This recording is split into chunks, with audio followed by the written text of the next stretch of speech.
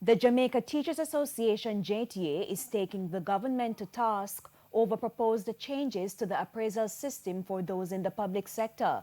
The association's president, Owen Speed, raised the issue at its annual meeting in Portland. JTA presidents don't tell lies.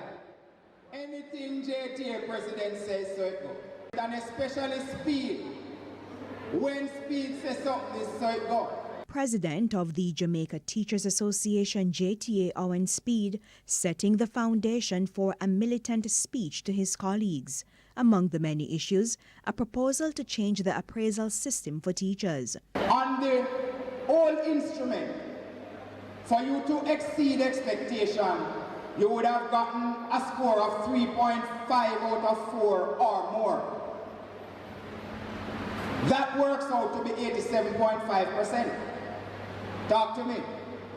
But on this new document, they are saying if you are to end up in the category of exemplary, which is the same thing as exceeding expectation, on this new document, they are saying you have to get 92%. We have a problem with that. That's partially because of the disparity between scoring 87.5 and 92.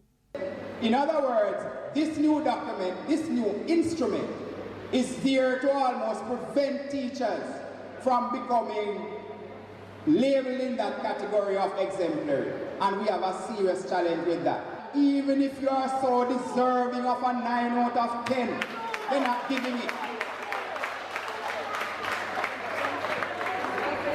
And as a result of that, we are saying to the ministry that when they look at the performance appraisal instrument, the new one, that they need to look to bring down that from that 92% to maybe 88%, and we can work with that. Mr. Speed adds that the JTA is having discussions for at least 2 other categories to be included in the new appraisal system, proficient and highly proficient.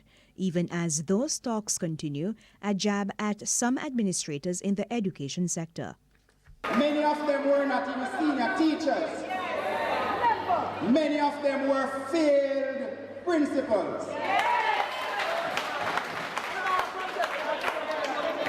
And they now turn education officers or turn something else, and I speak true.